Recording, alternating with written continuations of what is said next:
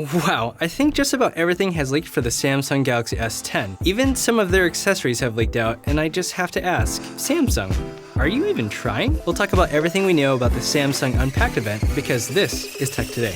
Hey friends, this is Brandon, your host of This is Tech Today, your source for honest tech reviews, the news, and my views, and you're watching a special Samsung edition of This is Tech This Week, a weekly show in addition to my other content where I go over tech news from this past week that personally interests me. If that's something you're interested in, make sure to share, subscribe, hit that bell icon to be notified when I post a new video, or Groot will leak all of the galaxies. Now whatever you do, don't push this button. Because that'll release all the Galaxy S10 information and there's no surprises anymore. Now, repeat back what I just said. I am Groot. Uh-huh. I am Groot. That's right. I am Groot. No! That's the button that'll leak all the information. We're all gonna die. Oh man, I love the Guardians of the Galaxy. Get it? Guardians of the Galaxy? Speaking of Galaxy leaks, let's start off with some of the accessories that have leaked out. Now, there are two big leaks that give us a good look at what's to come. First, this image leaked out of the Galaxy Buds. They're wireless headphones that seem to be Samsung's version of the popular Apple AirPods and have an estimated price of $170 if we do a straight conversion from the euro. That means that it could potentially be priced less than that in America upon release. It may be possible that they will be included for free for Galaxy S10 pre-orders depending on where you live. So far, Samsung Vietnam has confirmed that they'll take part in that promotion. The colors that we know of so far are black and white. Now, according to various media sites, they believe that this image indicates that the Galaxy Buds case will allow them to be charged with a Qi charger. Even more interesting is that they can be charged with a Galaxy 10 device. This reverse Qi charging from a phone seems to be the same feature found in the Huawei Mate 20 Pro. Now, this is really interesting because I've seen some people really trash on this feature like it's something ridiculous and insane. And to some extent, I get why it would be insane to charge your headphones with your phone when you could just plug it in and charge it faster and not use up some of your phone's battery. However, I asked a few people about it at my work because I always want the average consumer's perspective, and they thought it was awesome. For them, they thought it was neat because they didn't have to carry more chargers and cables. I asked about the phone's battery life, and they said that they expect phones to last all day anyways, so it should be able to handle that. I guess we'll see. But what do you think about this potential feature? Leave a comment below and let us know on the This is Tech Today community Discord chat server. There's a link in the description. Whatever your thoughts are, at least we can agree. They look way better than AirPods. Now, there are way more leaks for accessories. What's crazy about a lot of this is that Samsung leaked this out. They pushed out an update, whether intentionally to leak or not, for the Galaxy Wearable app. Within it, we are able to see the Galaxy Buds again, but also this Galaxy Watch Active. It's a 40mm smartwatch that has a nice rounded edge to the AMOLED screen. There's two physical buttons, but no rotating bezel. This seems to be a bit more fitness-oriented with its slim and soft design, and I really like it. So far, we know that there will be 3 colors: black, silver, and rose gold. Now I have to ask, are you interested in this, or are you waiting for an update to the full-size Galaxy Watch? Now, if you want something way slimmer, and I would imagine much more affordable, there's the Galaxy Fit Band. This is essentially a fancier Fitbit which seems to have a colored screen on it that I bet looks really great because it's a Samsung device. Do you use a Fitbit, and are those still popular now, or are those kind of dying off? Honestly, I haven't seen them much lately. Now, what else could we see at the Unpacked event? Will we see the new foldable phone at the event? Samsung has released a commercial that is being plastered everywhere right now, and they're really emphasizing a foldable phone device on it. And I have to admit, if it looks like this, it looks really cool. I'm just not sure if people will want to pay the rumored $1,700 for it. That's just a lot of money. But along with that teaser, Samsung put out another teaser for the Unpacked event, and it seems to hit at something foldable quite a bit, like the foldable phone. So the question is, are they just baiting us and they won't actually release it? I know some people think that it'll cannibalize Galaxy S10 sales, but I really don't think it would if it's priced quite a bit higher than the Galaxy S10. We can admit that it probably will take some attention away from the Galaxy S10. I honestly don't know, but one thing I do know is that another company is trying to work on some foldable phones. TCL is working on one that is a phone that wraps around your wrist like a bracelet, and I kind of want it. You know what else I want? To tell you that this week's video is sponsored by me. Well, not really. It's not really sponsored, but I wanted to tell you real quick that I have a Patreon page. If you value my content and want to help support me in the creation of more content, you can do so with Patreon. Patreon gives me the opportunity to create more content for you and interact with you on a more personal level, which I really, really want. There are multiple tiers available to support across various price ranges, with benefits ranging from a simple thank you, social media follows, unique access in our Discord chat server, which you should totally join, a monthly Ask Me Anything just for Patreon followers, your name in the credits, to a monthly live stream. And on top of that, you can get a monthly $5 discount for This Is Tech Today merch. Oh, and if you didn't know, there's merch available now. If you'd like to support the channel, there are links below for everything. One goal that we're trying to reach is $500 a month. If we reach that by summer, I'll have the resources necessary to launch a podcast. Now, $500 isn't hard to reach if a bunch of us just chip in a little bit every month. So thank you to all of you who support me already on Patreon, those who support me now by purchasing merch, by sharing videos, or leaving sweet comments for me, or just watching my videos. I seriously appreciate you, and I'm so humbled that you even care or watch anything I make. Like, seriously, thank you, friend.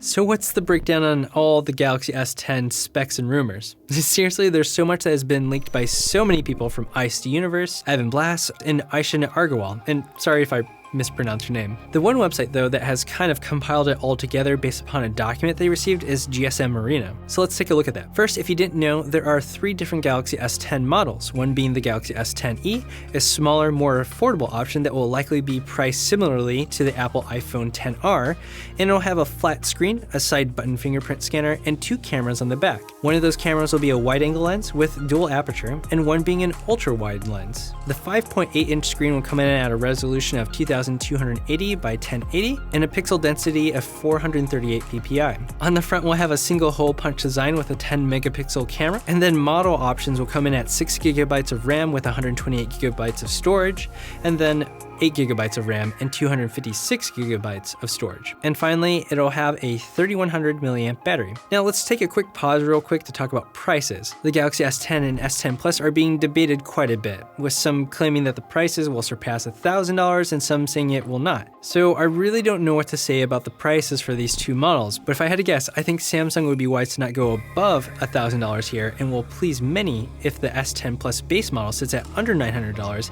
like last year's S10 Plus model. One big plus is their pre-order trade-in option. You can trade in various phone models and get a $550 credit if it's in good condition. I was actually able to pick up an iPhone 8 64GB phone for $380 in Craigslist, and I'll just trade it in, and I think that's a great deal. And to be honest, I probably couldn't even sell a Galaxy S9 Plus for $550 unless I got lucky haggling or threw in a bunch of accessories. That's a great promo from Samsung. Let me know if you're planning on getting an S10 device, and if you're trading in anything, and if so, what? Alright, moving on. As for specific specs for the S10 model, we have the new ultrasonic in-display fingerprint reader, which will make screen protectors super interesting. By the way, this screen protector leaked out that has a hole cut in it, and it looks absolutely horrendous. It's terrible. Don't get that screen protector.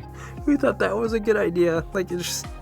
So I did talk to Whitestone Dome, and they let me know that they're the only certified screen protector that will work with the phone's ultrasonic fingerprint reader, and no, it will not have a fingerprint cutout for it.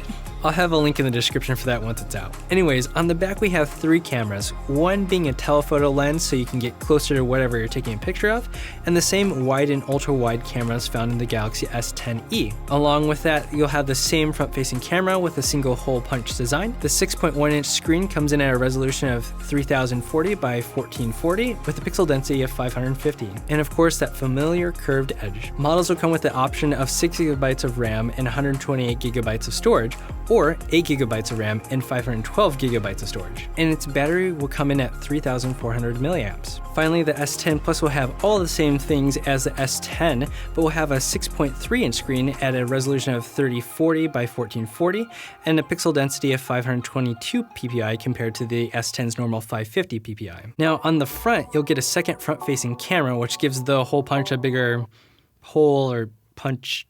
How do you say that? That's bigger.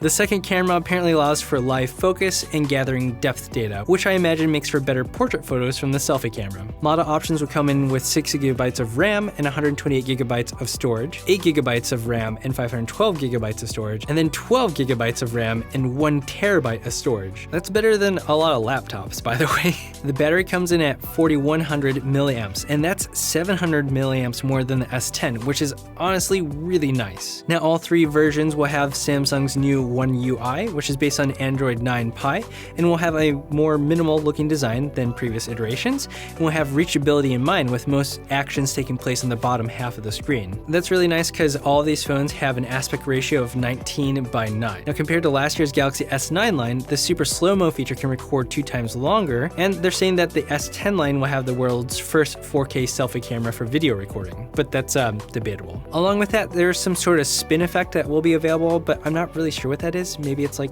an inception effect. The screen brightness is 800 nits average compared to the Galaxy S9's 700 nits. I'm not sure what the max nits will be for special situations. I know that the S9 can reach a max of 1050 nits in special circumstances. Now for colors, there's a Prism White, Prism Green, and Prism Black for all models. There are some special colors. For the maxed out S10 Plus model, you can get the luxurious Ceramic White and Black, and then Canary Yellow for the Galaxy S10e. After looking at all the specs for the Galaxy S10 and all the accessories, I just have to ask, Samsung, are you even trying? Now, don't get your pitchforks out. I'm not talking about specs or anything like that. I'm talking about the fact that everything has leaked. It's like Samsung wasn't even trying this time. We had leaks all the way back in September of last year. Back then, we knew that we'd get a phone with a hole punch design, and Samsung seems to be intentionally teasing out new features and technological breakthroughs before we even experience the launch of the device itself. That may be the reality of how things are now. It's just so hard to keep things secret. After the insane fiasco of leaks for the Pixel 3 and my opportunity to talk with a Google engineer last year, I was told that companies even realize it's impossible to keep all the leaks from happening. Even Apple can't keep their secrets anymore, and they were the kings of secrecy.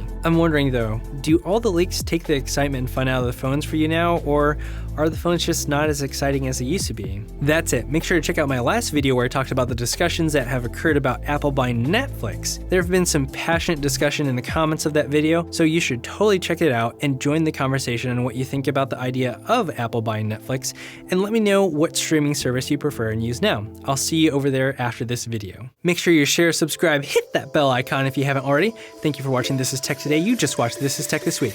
Until next time. Oh, and hey, have a great day.